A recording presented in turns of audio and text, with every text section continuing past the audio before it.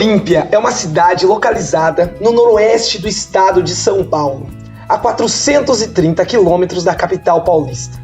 Tem uma área aproximada de 803 quilômetros quadrados e uma população estimada em 54.406 habitantes.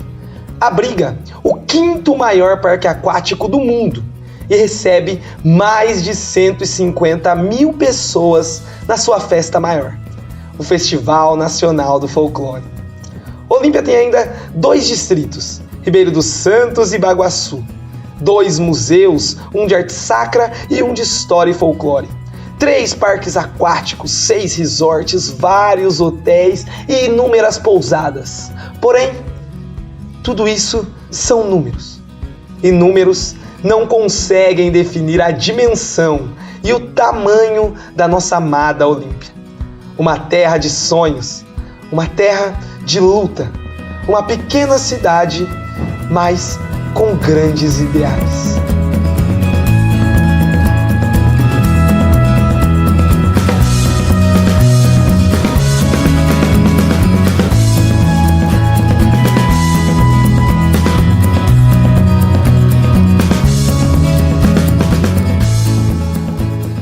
Olímpia! Quem diria que você, a cidade menina moça, se tornaria a capital nacional do folclore e a terra das águas quentes, e se tornaria tão famosa por receber este número enorme de pessoas que vem aqui te visitar para conhecer as suas belezas e as suas tradições.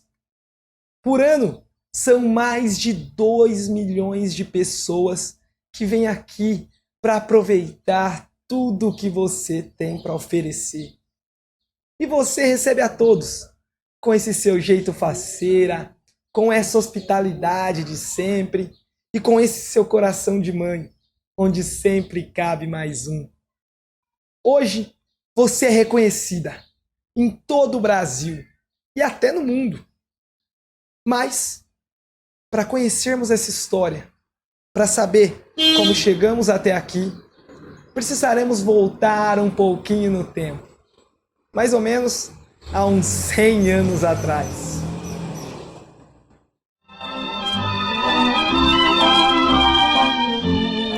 Pode-se dizer que Olímpia nasceu no dia 2 de março de 1903, data em que foi feita a doação dos 100 alqueires de terra para a constituição do patrimônio de São João Batista dos Olhos d'Água. Também, em 2 de março do ano de 1903, foi levantado um cruzeiro, por iniciativa do engenheiro escocês Robert John Reid e habitantes da beira do Ribeirão Olhos d'Água, sendo escolhido assim São João Batista como padroeiro da localidade. Outro personagem importante deste início é o político, Dr. Antônio Olímpio Rodrigues Vieira, figura de grande renome à época, e em homenagem à sua filha, que vem o nome da cidade de Olímpia. Who am I to ever expect your care? Who am I to offer my little share? You're so sweet, it really would not be fair to hope you care for me. Who am I adoring you as I do? E a cidade de Olímpia vai se estabelecendo, cada vez ganhando mais forma e muito mais conteúdo. A cidade vai se desenvolvendo rapidamente e o grande salto de desenvolvimento acontece em 1914. Enquanto o mundo vai entrando na sua Primeira Guerra Mundial, Olímpia vai entrando para a história do estado e até do país, como uma peça-chave no desenvolvimento econômico e social, principalmente da região noroeste paulista. E toda essa evolução, todo esse desenvolvimento vem através da Estrada de Ferro, através da Estrada de Ferro São Paulo-Goiás.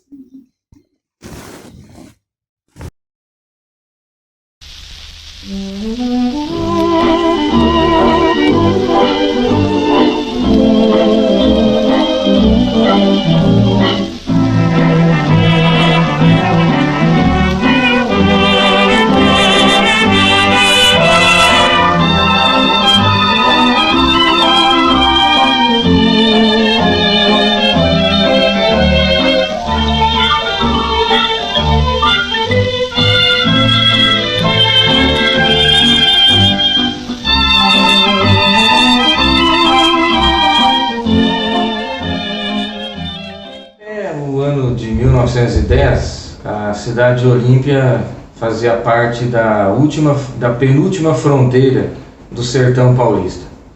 É definido como sertão uma área pouco povoada, sem produção de café e cuja estrada de ferro ainda não havia atingido.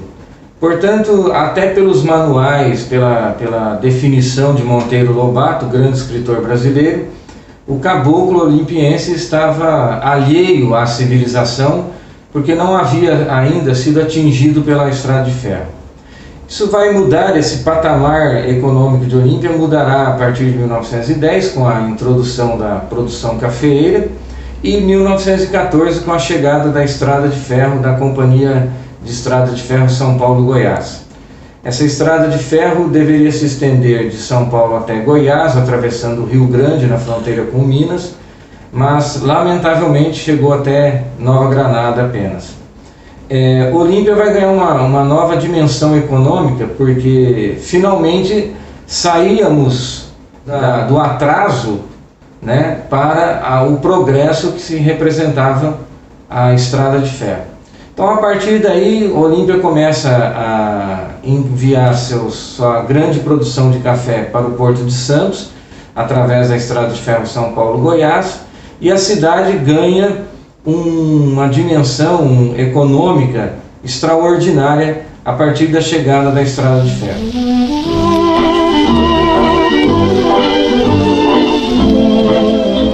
Depois do Largo da Matriz, que era onde a vida social de Olímpia se concentrava, a antiga estação ferroviária era o ponto de encontro de Olímpia.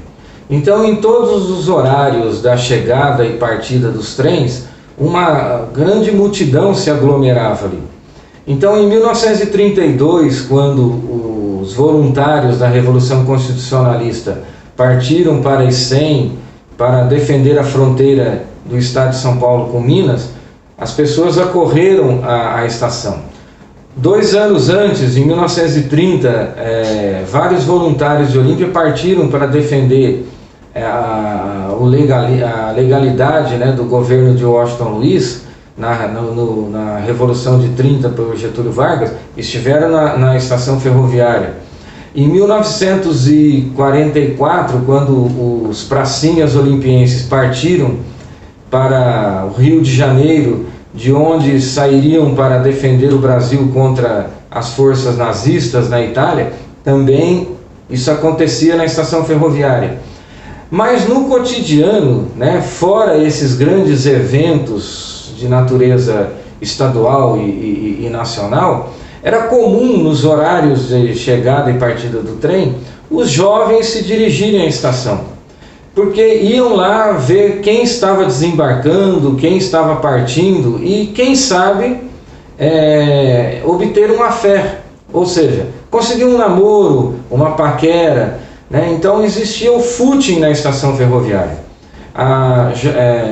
Mulheres e homens iam à estação, transitavam pela plataforma de embarque, né, à procura de um bom marido, de uma boa esposa, de alguém que estivesse ali disponível para o casamento. Tal era o volume de pessoas que iam à estação e frequentavam a plataforma somente para isso, para o footing, né, para o namoro, que a Companhia de Estrada de Ferro, a São Paulo-Goiás, posteriormente a Companhia Paulista, começou a cobrar uma espécie de ingresso daquelas pessoas que não iam embarcar na locomotiva. Então, quem ia embarcar, né, adentrava a plataforma gratuitamente. Quem não ia, quem só estava ali para o footing, pagava um valor para poder ficar circulando na estação. Então, além do Largo da Matriz, onde existia o footing, né, onde as pessoas circulavam na roda do meio, os homens no sentido horário, do lado de fora da roda, as mulheres do lado de dentro no sentido anti-horário, que era para que os olhares se entrelaçassem, né? Também na estação ferroviária isso acontecia. Então, muitos namoros, muitos casamentos de antigos olimpienses ocorreram tanto no footing do Largo da Matriz, como na estação ferroviária. Então a estação ferroviária era não só o ponto de chegada e de partida econômico, social e político da velha Olímpia, ainda escrita com Y. O café era a principal economia brasileira. Na realidade, era o único produto importante na pauta de exportação brasileira. E Olímpia tornou-se rapidamente, em virtude do seu solo fértil, num dos maiores produtores de café do Brasil. Grandes investidores, grandes cafeicultores, transferiram suas economias para cá, mudaram-se para Olímpia e investiram pesado na produção de café. O destaque para Jeremias Lunardelli, que foi considerado o maior rei do café, que era um título simbólico dado ao maior produtor de café do Brasil. O Jeremias Lunardelli, ele chega aqui em 1918 e se estabelece em 4 fazendas, deixando a cidade em 1928, depois de ter sido prefeito, presidente da Câmara Municipal e tendo sido um dos grandes benfeitores da Santa Casa de Olímpia. Se hoje Olímpia deve a alguém a construção da Santa Casa, é ao Jeremias Lunardelli. Essa economia cafeeira, ela vai alavancar o progresso da cidade, que rapidamente, em 14 anos, ela passa do ostracismo de uma cidade insignificante no sertão paulista para se transformar na 4ª cidade paulista em movimentação bancária. Ela só é superada por São Paulo, Campinas e Santos. Em 1924, Olímpia ultrapassa Ribeirão Preto em movimentação bancária. Isso dá uma ideia da importância econômica que o café trouxe para Olímpia, que era uma cidade importante do ponto de vista político, econômico, social. Então, todos os eventos de natureza estadual ou nacional reverberavam em Olímpia, né? Graças a essa economia pujante que trouxe para cá grandes intelectuais, profissionais liberais, estrangeiros. Então, só para ter uma ideia, Olímpia formavam grandes colônias de italianos, espanhóis, portugueses, japoneses, mas aqui era possível você encontrar pelas ruas da cidade estônios, lituânios, letônios, poloneses, ucranianos, cubanos, argentinos, franceses, alemães e uma infinidade. Aqui eu digo que era uma verdadeira torre de Babel, tamanha a quantidade de estrangeiros. Então, se você pegar o livro de registro de matrículas do primeiro grupo escolar de Olímpia, que hoje é o Anita Costa, né, datado de 1919, de cada 10 alunos matriculados, 7 eram filhos de estrangeiros.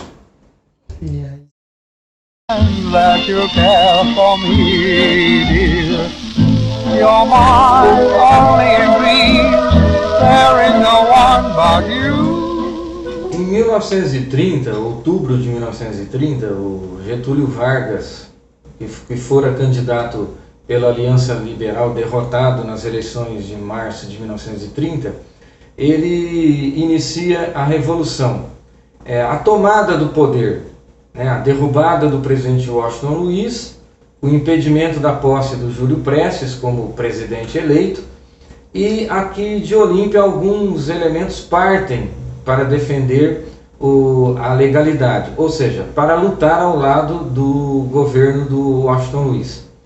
É interessante que, quando estoura a Revolução de 1930, haviam em Olímpia aproximadamente 6 aparelhos de rádios apenas.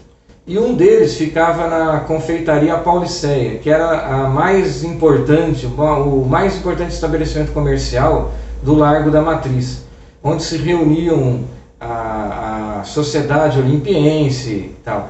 E o Corolano, que era proprietário da confeitaria Pauliceia, ele instalou um rádio e recebia jornais da capital, como o Diário de São Paulo, que era o jornal da época, colava na porta de entrada da confeitaria, para que as pessoas tivessem acesso às notícias da Revolução de 30.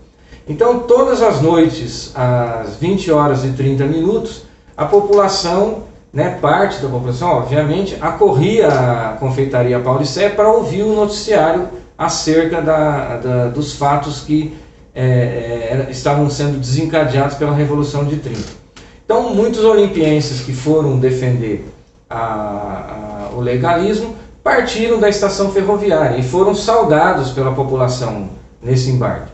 2 anos depois, Olímpia forma o Batalhão Patriótico de Olímpia para defender a Revolução Constitucionalista de 32. E vão se estabelecer na fronteira com Minas Gerais, em Icém, que à época pertencia ao município de Olímpia. Ali eles cavam uma trincheira e os mineiros ficam do outro lado do Rio Grande, portando uma metralhadora. Felizmente os mineiros só vão atravessar o rio no final da Revolução de 32 e se juntam aos olimpienses. Porque se os mineiros tivessem atravessado portando uma metralhadora, teria sido um verdadeiro massacre das tropas olimpienses. Em 1944, vários pracinhas olimpienses são convocados para formar a Força Expedicionária Brasileira, que iria lutar na Itália. E quando do embarque desses pracinhas, eles tomam um trem em Olímpia, vão até Bebedouro, de Bebedouro realizam a baldeação para São Paulo e de lá para o Rio de Janeiro, onde vão ser incorporados à FEB. Os olimpienses também, com banda de música, etc., vão se despedir dos pracinhas olimpienses, que felizmente nenhum tomba mortalmente durante os combates na Itália. Apenas um deles, o Cabo Américo, é ferido em combate e inclusive é agraciado com a medalha de sangue, que era a medalha distribuída pelo Exército Brasileiro a todos aqueles que eram feridos em combate. Então esses são os principais fatos. Mas outros menores, de menor importância, aconteceram, como chegada de grupos de japoneses que vinham participar dos Jogos Nipônicos em Olímpia, que eram realizados no antigo terrão, onde hoje está instalada a ETEC. Então, japoneses de colônias de Nova Granada, São José do Rio Preto e várias outras cidades da região vinham participar dos Jogos Nipônicos. Era uma verdadeira Olimpíada dos imigrantes japoneses, se reuniam e disputavam atletismo, futebol, basquete, etc. Era uma competição extremamente gigantesca, que tinha a cobertura do antigo Fotoab.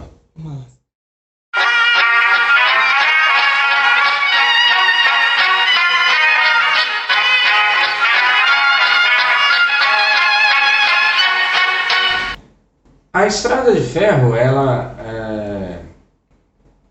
era o ponto de encontro. As pessoas que tomavam o trem em Olímpia em direção, seja a Nova Granada ou a Bebedouro e posteriormente a São Paulo, faziam dessa viagem uma verdadeira aventura, uma odisseia.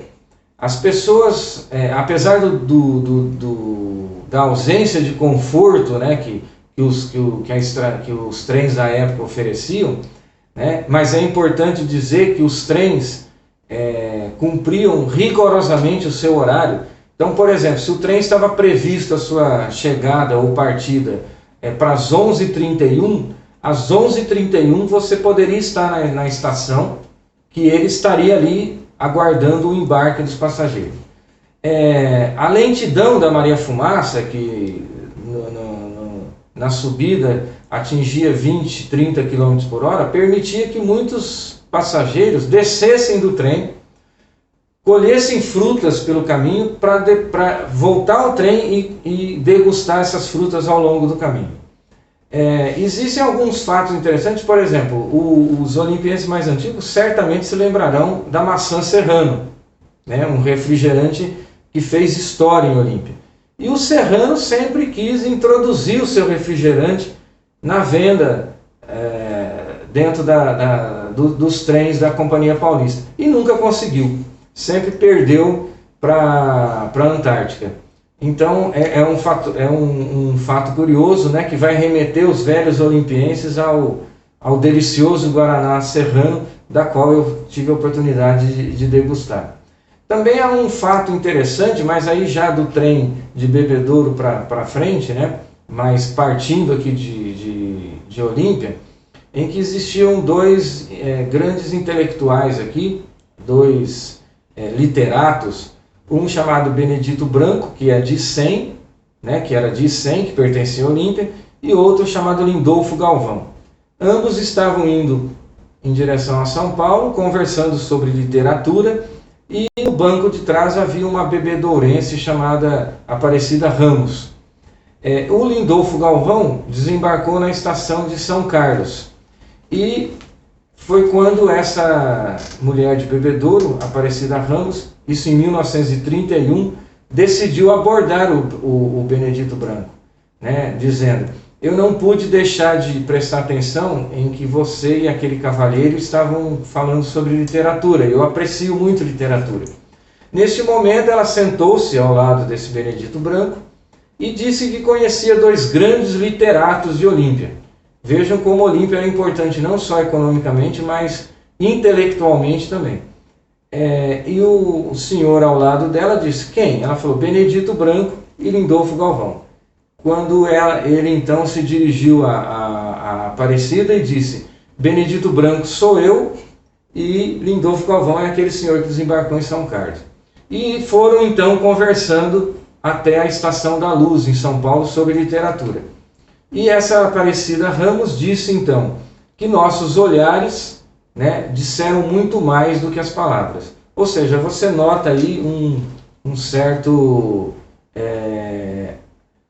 afé entre ambos ali. Então a Estrada de Ferro, ela gerava assim, grandes histórias de amor, de intelectualidade, enfim, tudo girava em torno da Estrada de Ferro, né? As grandes histórias se passaram dentro dos trens da antiga Estrada de Ferro São Paulo-Goiás, posteriormente a Companhia Paulista de Estrada de Ferro.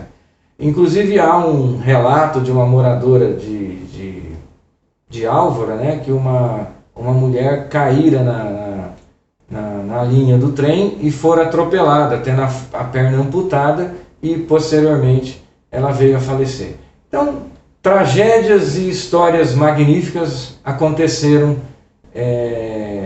no trajeto entre Bebedouro, passando por Olímpia, até Nova Granada.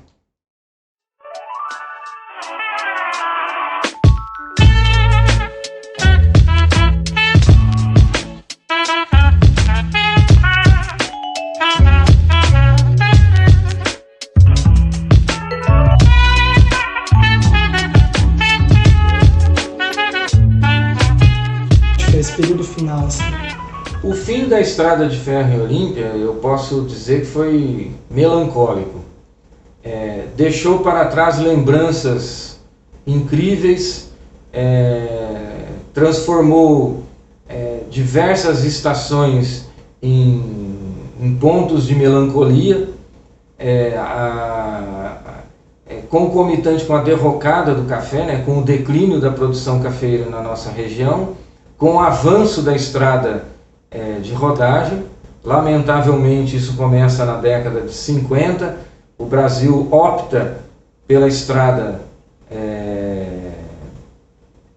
asfaltada e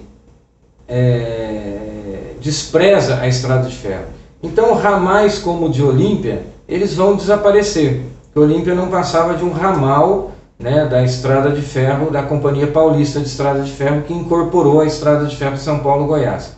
Então, Olímpia, ela é o ponto final, no começo de 1969, Olímpia já era o ponto final desse ramal de Nova Granada, como era chamado. Então, em janeiro de 1969, ocorre a última viagem do trem desse ramal. E a partir daí, localidades como Álvora, Monte Verde Paulista, Marcondésia, vão entrar em completo declínio. E Olímpia também. O final da Estrada de Ferro, em muitos lugares, como aqui, vai significar um declínio econômico e político extraordinário, que Olímpia vai sentir barbaramente esse declínio, né? O fim da Estrada de Ferro não deixa apenas nostalgia, é importante que se frise isso, que não é só a nostalgia que vai se incorporar ao cotidiano de Olímpia e das cidades que foram deixaram de ser servidas pela Estrada de Ferro, mas economicamente também haverá uma grande derrocada. Álvora, por exemplo, só para servir como parâmetro, lá existiam 5 armazéns secos e molhados, existia um dentista, existia padaria, farmácia. Isso tudo irá desaparecer com o encerramento do tráfego da Estrada de Ferro.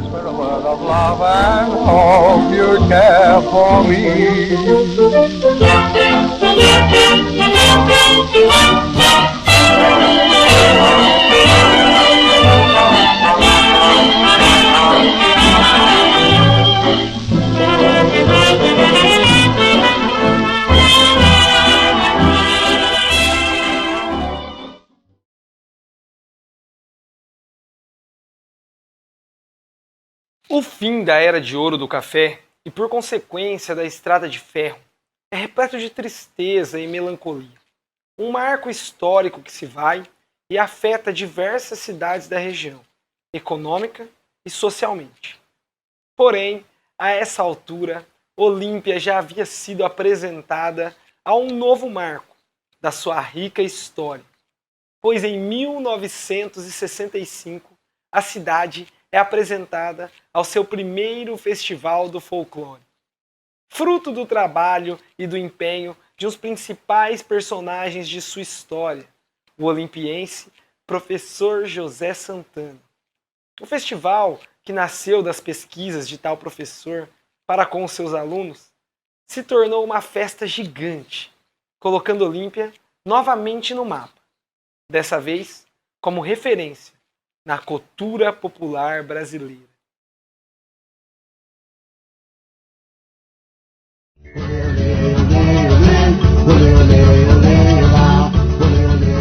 E essa história começa em meados dos anos 50, quando o então professor de língua portuguesa José Santana descobriu sua vocação para com o folclore. E através de suas pesquisas e seu entusiasmo, em 1965 nasce o Festival do Folclore de Olímpia.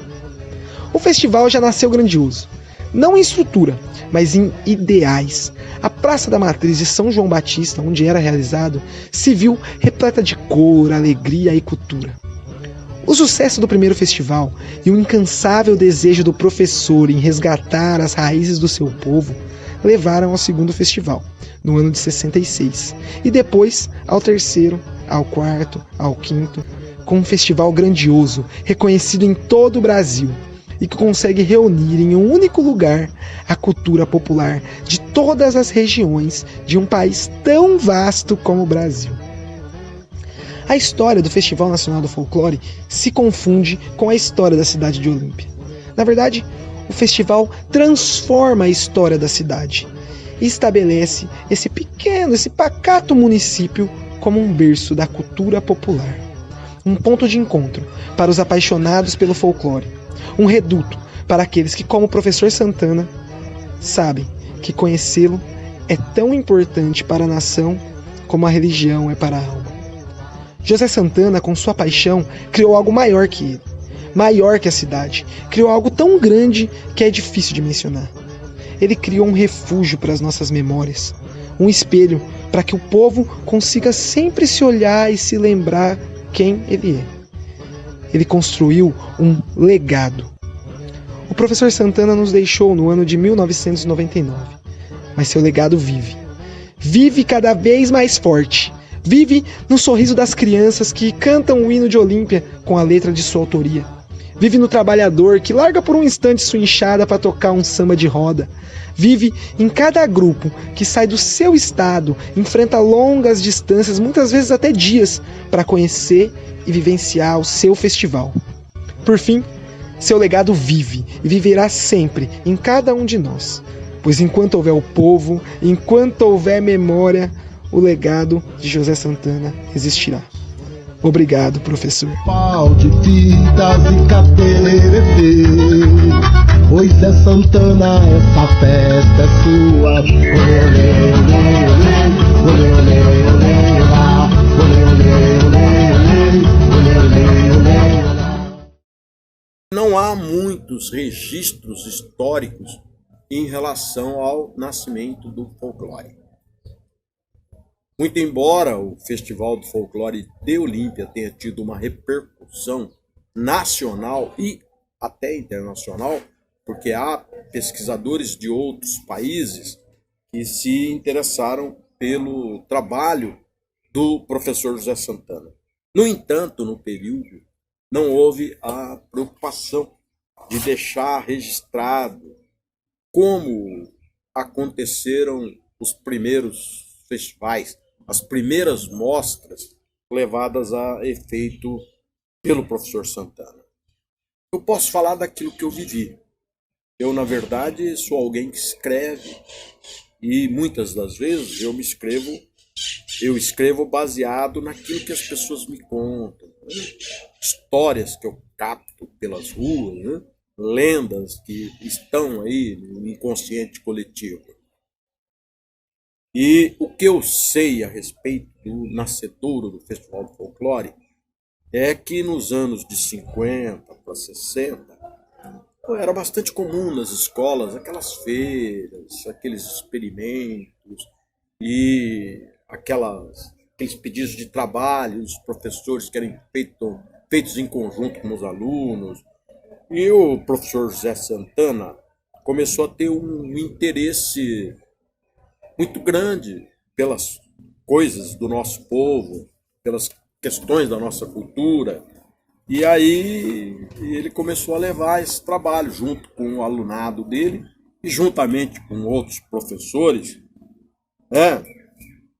Viessa, Gorlon, Vitor Gorlon, meu querido professor Valdecir Casagrande, Lurdinha, e tantos outros, né, que não me ocorre agora, né? Eles acabaram montando uma mostra em um ginásio local. E foi havendo um interesse por parte da população em relação àquele evento. Era um período em que as pessoas se divertiam com o rádio, com a televisão, com os shows ao vivo de algum cantor que vinha de fora, ou com os espetáculos montados nos finais de semana nas rádios, né? Ali onde era o cinema, o Cine Assunção, aos domingos, às vezes tinha uns festivais de música, às vezes tinha apresentação de teatro, Cine Olímpia, essas coisas todas. Então, o lazer cultural era baseado nestas questões, né? Porque não era um mundo de tanta informação. Era um mundo de muita criação e de muita transformação. E houve esse interesse aí pelo Festival do Folclore, pelo folclore em si, porque era um espetáculo muito bonito, a apresentação das pessoas humildes, das pessoas mais simples, na construção daquilo que é cultura, daquilo que eles conseguiam ver o universo em que eles viviam, em que eles sobreviviam também.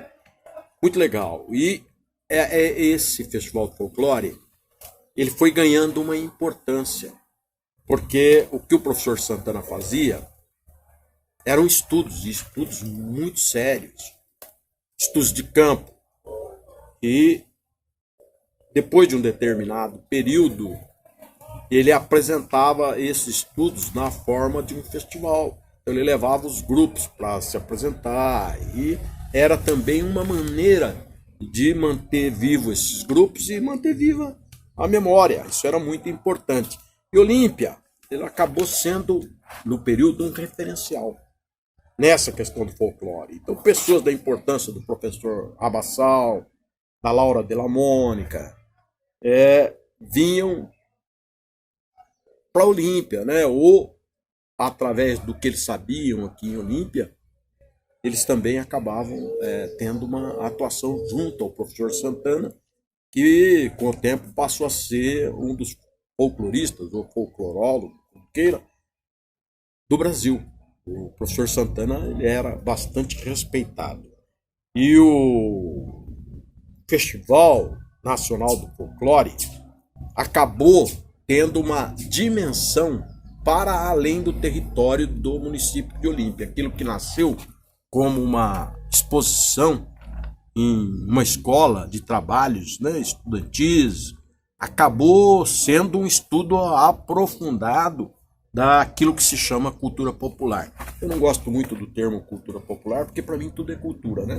Não existe essa cultura de elite, essa cultura acadêmica, para mim existe cultura. Tudo que é criação, para mim, é cultura. Mas Olímpia começou a ser vista com este olhar mais necessário pelos acadêmicos, pelos estudiosos, né? Dos motivos da nossa criação histórica. E vinha, no período, eu lembro bem, alunos de faculdades, de escolas, para apreciar o folclore. E era uma época que Olímpia era uma cidade pequena e que as pessoas eram muito participativas, ao ponto de se juntar para construir uma igreja como aquela de São João Batista, que é um dos maiores vão livres de concreto armado da América Latina, um hospital beneficência portuguesa, uma sociedade espanhola. Então, quando o professor Santana começou a levar a efeito o Festival do Folclore, as pessoas auxiliavam ele. Então, o fazendeiro dava lá porco, galinha, vaca, para cuidar da alimentação desses grupos. E as famílias elas recepcionavam aqueles ônibus de estudantes que vinham de fora, que não tinham onde se abrigar, que Olímpia na época tinha 2 ou 3 hotéis, e também começou depois de um determinado tempo a serem abrigados em escolas e coisa e tal. Então havia uma fusão entre o desejo do professor José Santana de levar a efeito uma festa durante um ano, que era uma festa que tinha um resultado econômico também para o município, é importante colocar isso, e além de cultural. Então havia uma contribuição e uma participação da sociedade, quase como um todo. Esse, no começo, no nascedouro do Festival do Folclore, quando ele era realizado na Praça da Matriz. E vinham por aqui artistas, né, do nível da Inesita Barroso, Eli Camargo, e Olímpia foi projetada nacionalmente.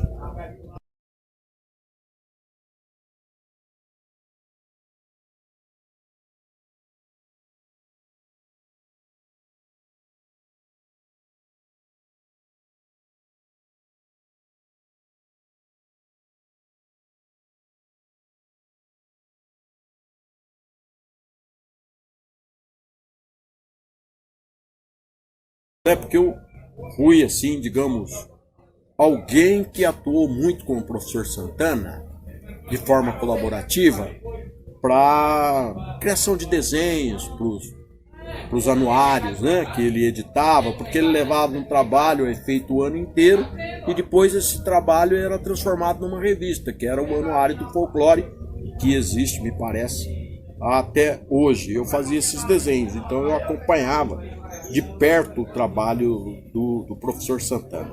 E quando eu digo que eu fico feliz que esses meninos aí, o caso do Igor, do Pedro Henrique, de tantos outros aí, que eu tenho ouvido falar, que estão ativamente atuando aí em prol aí do resgate da história de Olímpia e também do fazer história presente, né, que será a história do futuro, eu fico feliz porque eu também comecei com a idade do Igor, com a idade aí do Pedro Henrique, a ter compreensão da importância que era o folclore para a cidade de Olímpia. Para você ter uma ideia, o folclore ocupou espaços, por exemplo, de página inteira na Folha de São Paulo.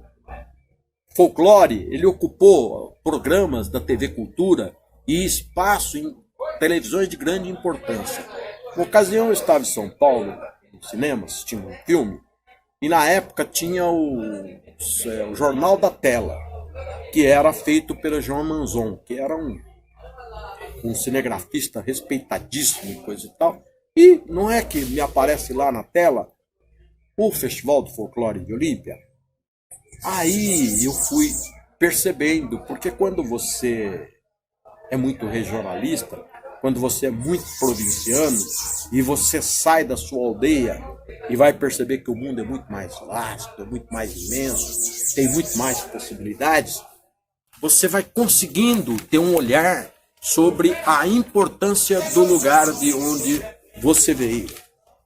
Então, naquele período, quando alguém me perguntava na capital de onde eu era, então a pessoa dizia: eu sou de Olímpia. Onde é Olímpia? Falou: é entre São José do Rio Preto e Barretos. E um período, quando você dizia: é onde tem o Festival do Folclore, como hoje, é onde tem o Termas dos Laranjais.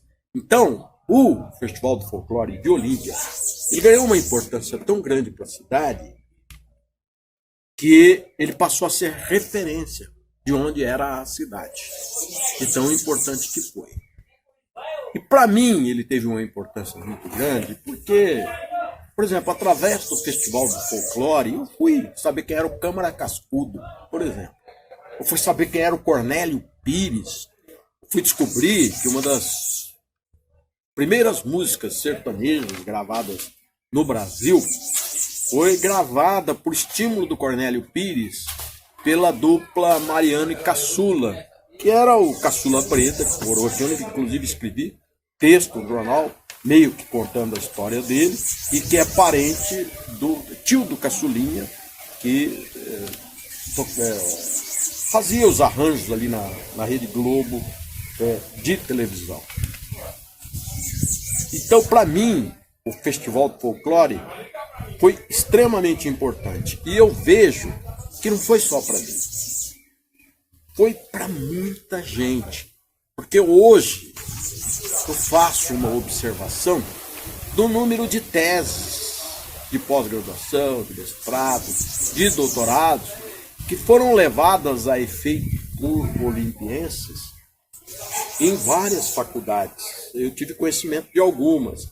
Então isso dá um norte do significado do que foi, do que é e do que pode ser o Festival do Folclore de Olímpia, porque hoje eu vejo que há aí um debate em relação ao resgate dos grandes festivais na forma como ele era, algo assim que era atrelado ao estudo científico da cultura, de como ela se dá e da permanência dela e de todas as questões que abrangem aí a questão cultural. Então eu sempre achei isso muito importante e acho muito importante. Quando o festival era na praça, eu lembro bem que teve um ano que o professor Santana, para decorar a Praça da Matriz, ele solicitou que os artistas plásticos fizessem painéis enormes que eram pendurados naqueles coqueiros. A praça, inclusive, ficou muito bonita com isso. E eu fiz um painel, eu ganhei o 2º lugar nesse ano, nessa exposição. O 1º lugar, eu lembro, foi o Malagoli, que era premiadíssimo, né? Menção rosa, Estado, coisa e tal. Eu estou falando isso não para me louvar, para dizer da importância que era o festival ao ponto de atrair pessoas, né, do nível do Malagoli, aí do nível de tantos outros. E hoje eu vejo que esse festival de folclore, não com a mesma importância, né, porque houve alguma perda significativa, porque o professor Santana não deixou um sucessor. Muito embora haja aí pessoas aí da importância do Célio, da importância do Toninho, da importância do André e tantos outros aí, né, que atuaram com o professor Santana, o professor Siquinha Manzoli. Mas no aspecto científico não ficou alguém que fizesse o trabalho de coleta que o professor Santana fazia. Vejo hoje temos aí Estevão Amaro, tem essa meninada aí, né? Que nós estamos aí que está fazendo esse trabalho, o Igor, o Pedro e tantos outros. Me parece que há até um grupo aí que tem esse interesse. Essa motivação nos deixa assim muito satisfeitos. Olímpia, cidade moça, cidade do Cerecê, mostrando a brasilidade do folclore brasileiro.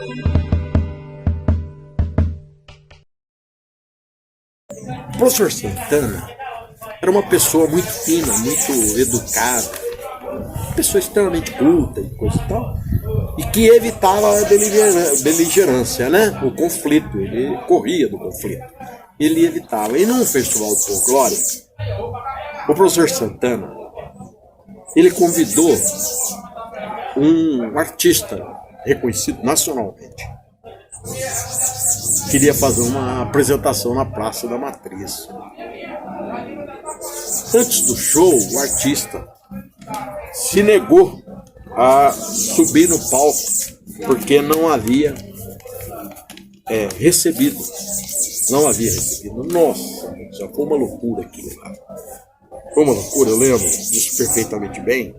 E aí o professor Santana acionou o pessoal da prefeitura, o correio de cá, correio de lá, conseguiram o cheque no valor que era para entregar ao artista. O artista em si não estava errado, porque naquele período lá os artistas acabavam marcando show num monte de lugar e fazia o show e não recebia, levava cana, levava calote, né? Então ele não tinha a obrigação de acreditar que ele ia fazer o show e receber depois, né? Não tinha. E aí o professor Santana com esse cheque na mão, e eu, todo educado, como ir lá entregar esse cheque? Aí ele pediu para mim e para o falecido Saquetinho, que era um rapaz que morava aqui em Olímpia, uma pessoa muito boa, muito gente de bem, sabe? Gente tranquila. Falou, pô, vocês me fariam esse favor? Aí nós tivemos que ir lá no hotel municipal, né? O povo tudo ali na praça esperando o show. E esse artista estava hospedado no hotel municipal. Nós tivemos que ir lá entregar o cheque relativo ao pagamento do valor do show para esse artista. Chegamos lá, o artista lá, batemos na porta, ele mandou entrar, tava lá, né, ainda semi-despido, sentado na cama, coisa e tal. E é muito interessante, né, porque você tem um tremendo de um respeito por aquele que você aprecia a distância, né? Porque canta, porque escreve, porque... Pô, cara, você já imaginou você entregar um cheque para um artista que você super admira? Ele era um garoto, era um rapazinho ainda, né? Então foi algo que me marcou bastante. E por outro lado, também essa preocupação em relação ao enfrentamento, sabe? Uma delicadeza, né? Da vida dele, uma generosidade que ele tinha com ele mesmo de evitar o conflito, né? Coisa muito legal. Essa é uma história que me marcou definitivamente, porque ao longo da vida eu fui fazendo a observação de que as pessoas, muito embora elas possam parecer extrovertidas, mas em determinados momentos elas são contidas, que foi o caso dessa história. Um país como o Brasil tem no folclore algo de belo e poético. O folclore representa tudo de belo em seus ritmos, seus costumes e suas danças. Assim como na Bahia, Pernambuco, no Amazonas, enfim, de norte a sul, de leste a oeste, tudo é natural. O folclore do nosso Brasil caboclo é tão singelo como a pintura da natureza. É verdade, Tinoco. O folclore retrata e une um povo ao mesmo tempo. Temos muito que apreciar. E eu espero ter contribuído naquilo que pude, até porque, como falei no início, eu não sou historiador, eu sou um homem que conta causos. E estes causos eu ouço das pessoas. E eu espero que com essa nova juventude que surge, com essa preocupação do resgate histórico, que ela possa levantar ainda entre aqueles que permanecem e que são daquele tempo, como foi o início do folclore, porque não há esse registro, que eu quero dizer, não há esse registro no sentido de oficial, tá? No sentido de alguém que tenha feito esse levantamento, como a gente vê em relação a outras questões. Olímpia peca muito por isso. Houve uma mudança, houve um avanço, já há aqui em Olímpia, inclusive, departamentos que cuidam da questão histórica, mas ainda é faltante que haja uma, como eu diria, uma melhor explicação de como iniciou esse festival e também uma explicação da importância que ele teve, tanto para a cultura local, quanto para a cultura nacional, e quanto para o movimento econômico de Olímpia na época. Foi belíssimo, belíssimo e tocante em todos os seus aspectos. Ninguém é obrigado a estudar o folclore, mas é uma feliz oportunidade para melhor conhecer o nosso país. Porque o folclore é o carro-chefe de todos os segmentos culturais. Basta estudar, parar, ver e escutar. Depois vai verificar que sem o folclore, o homem começa a casa pelo telhado. Pois é Santana, essa festa é sua. O Festival do Folclore continua firme e forte na cidade, levando magia para os seus espectadores e preservando a tradição de seu povo. Porém, hoje, os olhos da cidade também se viram para o lado do turismo. Olímpia, além de ser a capital nacional do folclore, hoje também é reconhecida como a terra das águas quentes. E esta fama se dá graças ao clube Dr. Antônio Augusto Reis Neves, que com certeza você conhece, mas pelo nome de Termas dos Laranjais, o parque aquático mais visitado da América Latina.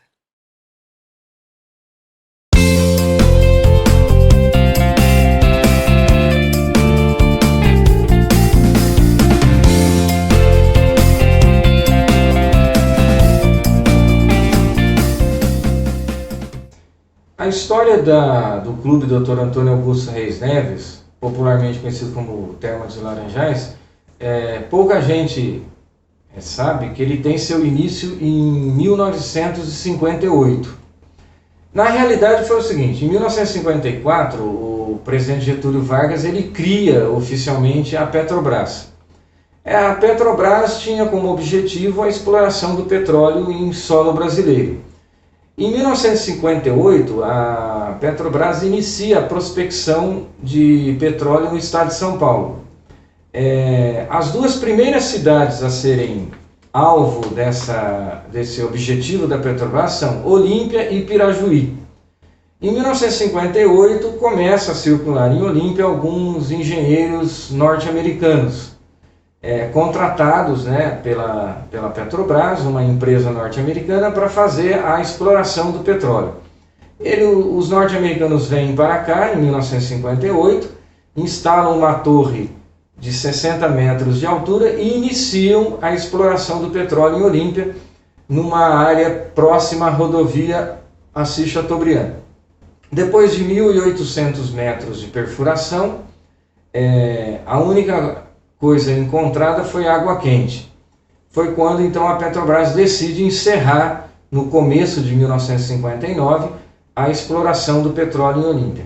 Talvez se a tecnologia da época propiciasse uma perfuração mais profunda, poderiam encontrar óleo, mas talvez não em quantidades economicamente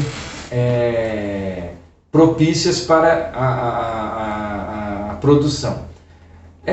Esse poço foi lacrado, vindo a ser utilizado posteriormente pela antiga Citrovale para fornecimento de água, E depois, na década de 80, o empresário Benito Benatti, que na verdade era um visionário, né, principalmente para a época, tudo, né, ele decide, ele elabora um projeto para transformar essa água quente num clube.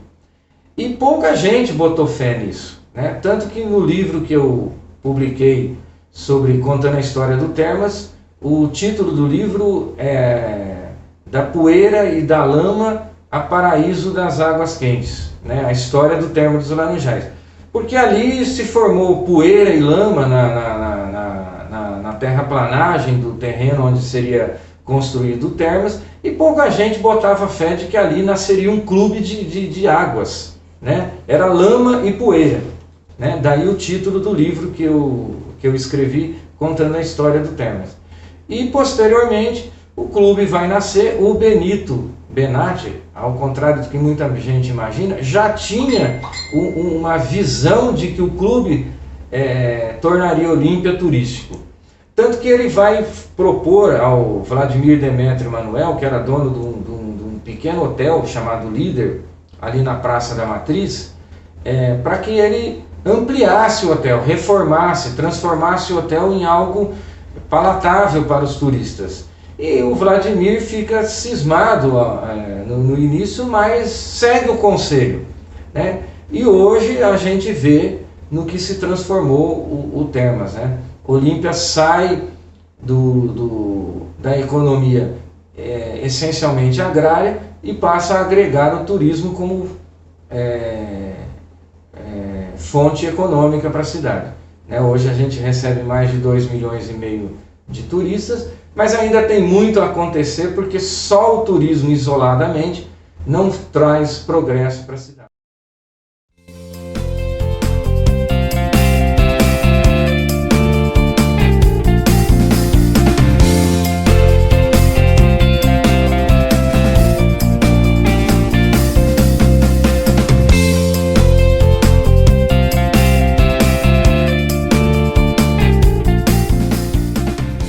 Ali, quando começou,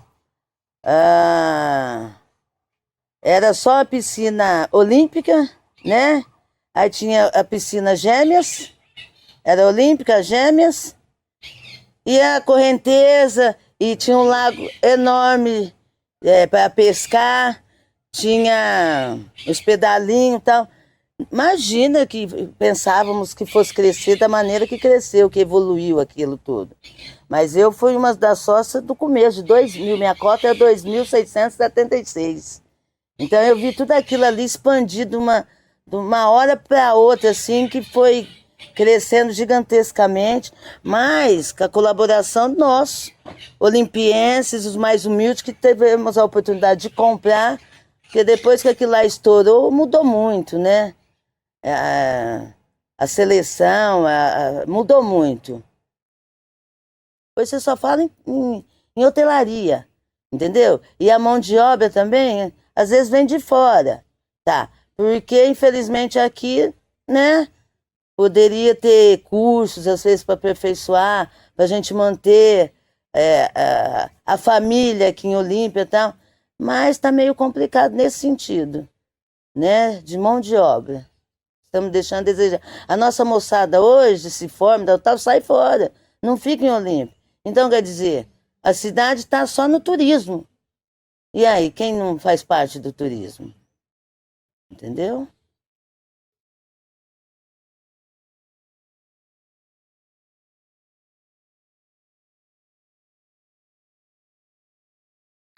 O Termas dos Laranjais, o Festival do Folclore, a Maria Fumaça, são patrimônios históricos. São marcos que ajudam a contar a história do povo olimpiense. Mas não são os únicos. Olímpia tem muitas nuances, muitos lugares, muitas histórias. Histórias que até hoje sobrevivem na memória do seu povo. Eu vim para Olímpia através do Mário Andreasa, quando inaugurou a praça Mário Andreasa.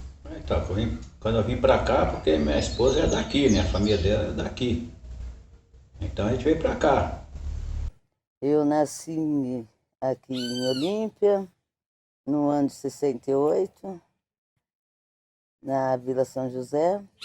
E eu fui convidado para conhecer Olímpia. A princípio, não gostei. Depois comecei a ver que tinha um parentesco aqui e acabei gostando de Olímpia. Ficava hospedado no Hotel Líder, às vezes na Coab, mas eu comecei na Coab. Aí eu cheguei aqui, aí não conhecia nada aqui, né? Meus parentes, meu parente da minha esposa, meus cunhados, tudo morava no sítio, né? E eu fiquei lá no sítio com eles. Aí depois que eu vim pra cidade. Aí quando eu vim pra cidade, pra cá, mudei pra cá pra cidade, na Vila Júlia. Aluguei uma casa na Vila Júlia, eu morava na Vila Júlia. E eu, como artista plástico que sou, eu gosto das coisas simples da vida, acabei me adaptando aqui. No começo eu ia e voltava e acabei me adaptando aqui. Hoje moro aqui na São José, eu adoro aqui também. Vim para cá, para essa casa, eu vim engatinhando. Então, quer dizer, eu estou aqui há 52 anos, nessa mesma residência que meu pai comprou. A vila estava começando, a Vila Raia, Santa Terezinha, Vila Garcês. Então, era pasto. E aí começaram a pôr as tubulações para fazer encanamento, as casas foram surgindo. Era tudo mato, não tinha Vila Nova, não tinha esse bairro novo. E a Coab, na época, era um show, que tinha o Bar do Marinho, tinha o Tracos e Trecos, tinha o Vado. E era um point nosso ali. A Coab tinha a barraca do seu Juquinha. Naquela época só tinha o clube de campo, né? Ali que ficava todos os ricos, né? Era ali, era tudo ali. Domingo você nem passava ali naquela rua. Era uma estrada de chão, não era nem asfalto, não tinha. Aí depois foi surgindo o termo, né? Eu lembro do termo, tinha uma piscina só no termo, eu lembro. Né? A gente quase não ia. Tinha o clube de campo, mas a restrito era particular, né? Como se fosse o Termas hoje. Era o clube de campo. E o ginásio esporte era do povão mesmo. O povo lá da Santa Ifigênia, de toda redondeza, vinha para o ginásio esporte. Era esse o nosso, né, área de lazer. Ia para casa lá do sogro, do cunhado, né? É a tradição. Era meu sogro, tudo descendente italiano, né? Então domingo a tradição era macarrão e polenta. Macarrão, polenta, frango com polenta, né? Aí meu sogro ainda falava polasto, né? E meu pai foi capitão do time de futebol aqui da São José. Por isso que ele tinha um apelido de capitão. E todo final de semana tinha futebol. Minha mãe fazia o almoço aqui pro time, o pessoal se reuniam. Então a família minha, pelo menos, sempre se deu com muita gente. Então por isso que nós somos muito conhecidos e respeitados, graças a Deus. E Olímpia, cara, é uma cidade muito carismática, sabe? Muito artisticamente falando, o recreativo. O clube, depois já de mocinha, para o clube recreativo, onde tinha os bailes. Minha tia que levava eu, porque eu infiltrava na casa da minha avó, eu sempre fui a caruda. Elas passavam eu para entrar nos bailes, no recreativo.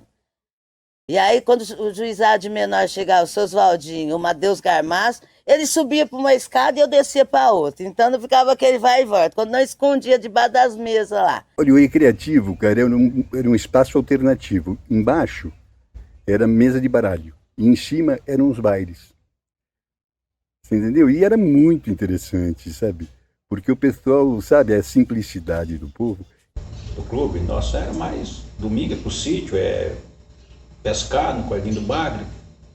Nem o Rio Grande a gente não ia. Então era isso que nós fazia. E pescar no Corguinho do Bagre. Então na praça, né? Aí nós íamos na praça, quando não tinha baile no recreativo, nós ficávamos na praça. Mas aí tinha a Triunfal. Tinha a Bambi, uma sorveteria só que ia chique.